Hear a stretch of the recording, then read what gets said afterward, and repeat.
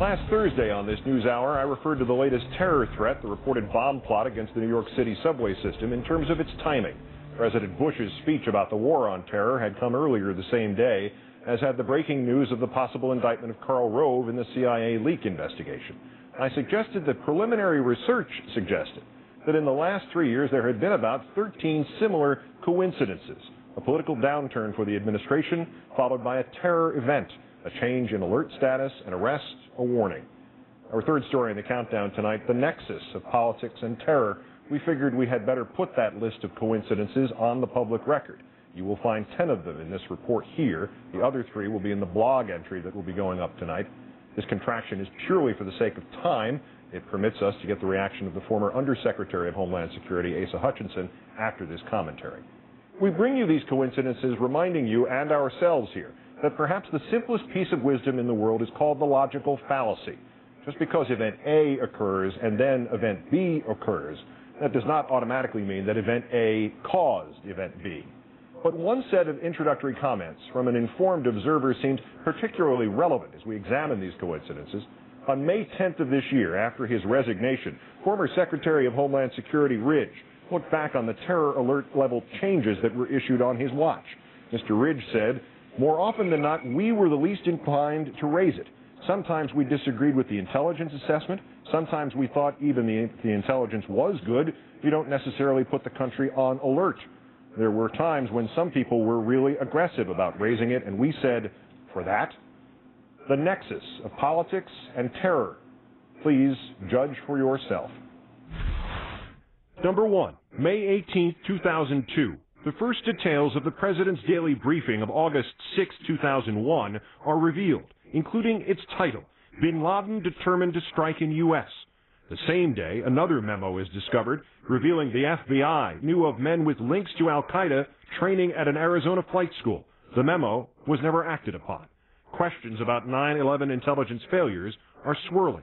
May 20th, 2002. The terror warnings from the highest levels of the federal government tonight are just 2 days later, FBI Director Mueller declares that another terrorist attack is inevitable. Tonight, there are even more warnings. The next day, the Department of Homeland Security issues warnings of attacks against railroads nationwide and against New York City landmarks like the Brooklyn Bridge and the Statue of Liberty. Number 2, Thursday, June 6, 2002. I never really anticipated this kind of impact. Colleen Rowley, the FBI agent who tried to alert her superiors to the specialized flight training taken by Zacharias Moussaoui, whose information suggests the government missed a chance to break up the 9/11 plot, testifies before Congress.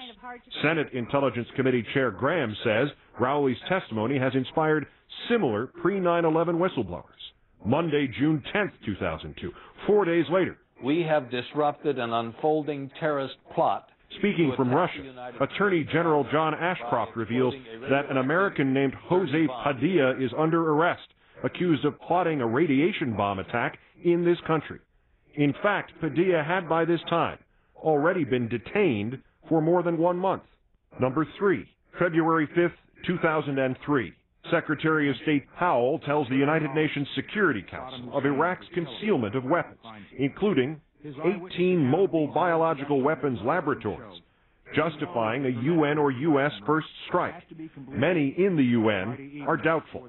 Months later, much of the information proves untrue. February 7th, 2003. 2 days later, as anti-war demonstrations continue to take place around the globe.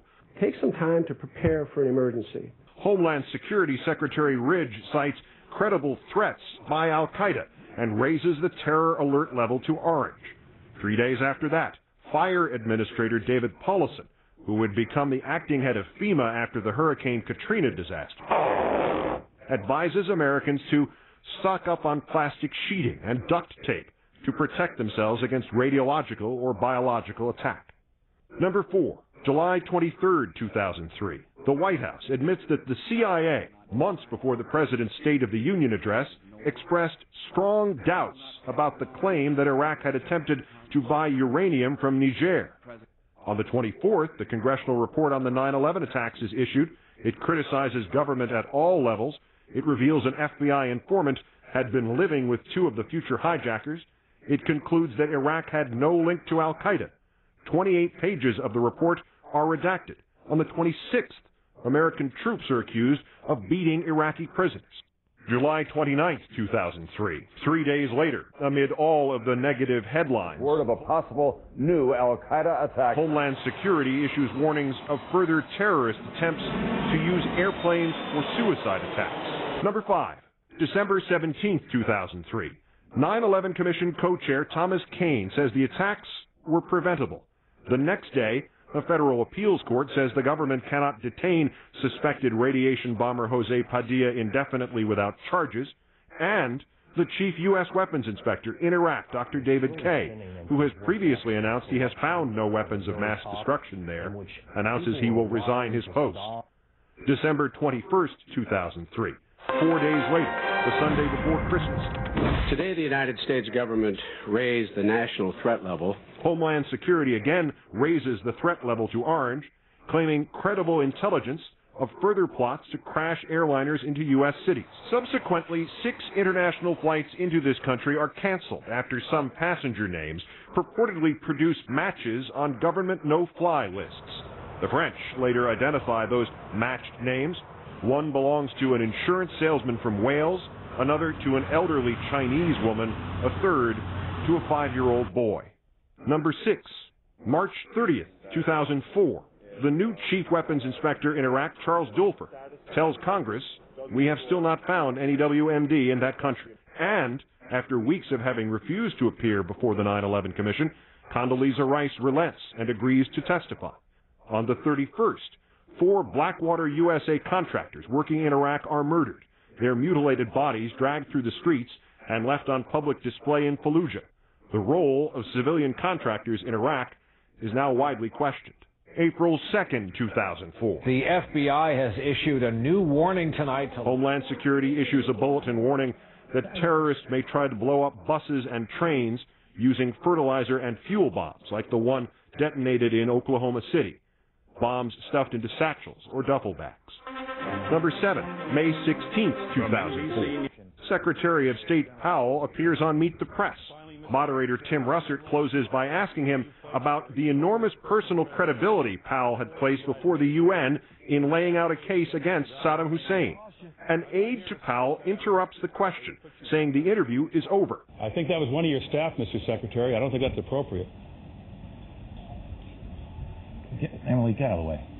Powell finishes his answer, admitting that much of the information he had been given about weapons of mass destruction in Iraq was inaccurate and wrong, and in some cases deliberately misleading. On the 21st, new photos showing mistreatment of Iraqi prisoners at Abu Ghraib prison are released. On the 24th, Associated Press video from Iraq confirms U.S. forces mistakenly bombed a wedding party, killing more than 40. Wednesday, May 26, 2004. 2 days later.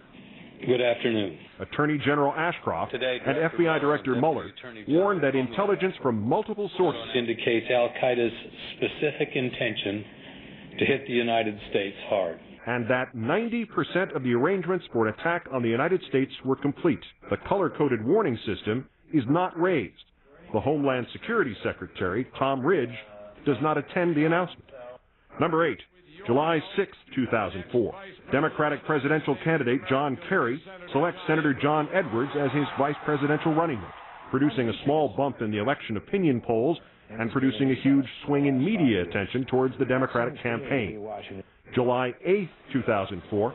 2 days later, credible reporting now indicates that al-Qaeda is moving forward with its plans to carry out a large-scale attack in the United States. Homeland Secretary Ridge warns of information about al-Qaeda attacks during the summer or autumn. 4 days after that, the head of the U.S. Election Assistance Commission, DeForest B. Soares, Jr., confirms he has written to Ridge about the prospect of postponing the upcoming presidential election in the event it is interrupted by terrorist acts. Number 9, July 29, 2004. At their party convention in Boston, the Democrats formally nominate John Kerry as their candidate for president. As in the wake of any convention, the Democrats now dominate the media attention over the subsequent weekend. August 1st, 2004. Monday morning, 3 days later. It is as reliable group of sources that we've ever seen before. The Department of Homeland Security raises the alert status for financial centers in New York, New Jersey, and Washington to orange. The evidence supporting the warning, reconnaissance data left in a home in Iraq, later proves to be roughly 4 years old and largely out of date. Number 10. Last Thursday at 10 a.m. Eastern Time, the President addresses the National Endowment for Democracy, once again emphasizing the importance of the war on terror and insisting his government has broken up at least 10 terrorist plots since 9/11. At 3 p.m. Eastern Time, 5 hours after the President's speech has begun, the Associated Press reports that Karl Rove will testify again to the CIA leak grand jury, and that Special Prosecutor Fitzgerald has told Rove he cannot guarantee that he will not be indicted. We're awaiting a news conference at the bottom of the hour. New York City. At 5:17 p.m. Eastern Time, 7 hours after the President's speech has begun, New York officials disclose a bomb threat to the city's subway system based on information supplied by the federal government. A Homeland Security spokesman says the intelligence upon which the disclosure is based is of doubtful credibility. And it later proves that New York City had known of the threat for at least 3 days and had increased police presence in the subways long before making the announcement at that particular time. Local New York television station WNBC reports it had the story of the threats days in advance of the announcement, but was asked by high-ranking federal officials in New York and Washington to hold off on its story. Less than 4 days after having revealed the threat, Mayor Michael Bloomberg of New York says, "Since the period of the threat now seems to be passing, I think over the immediate future we'll slowly be winding down the enhanced security." While news organizations ranging from the New York Post to NBC News quote sources who say there was reason to believe the informant who triggered the warning simply made it up. A senior U.S. counterterrorism official tells the New York Times, quote, "There was no there. Coincidences are coincidences. We could probably construct a similar timeline of terror events and warnings and their seeming relationship to the opening of new Walmarts around the country. Are these coincidences signs that the government's approach has worked because none of the announced threats have ever materialized? Are they signs that the government has not yet mastered how and when to inform the public? Is there, in addition to the fog of war, a simple, rather benign fog of intelligence? But if merely a reasonable case can be made that any of these juxtapositions of events are more than just coincidences, it underscores the need for questions to be asked in this country. Questions about what is prudence and what is fear-mongering. Questions about which is the threat of death by terror and which is the terror of threat. Back with the former Undersecretary of Homeland Security, Asa Hutchinson, after this.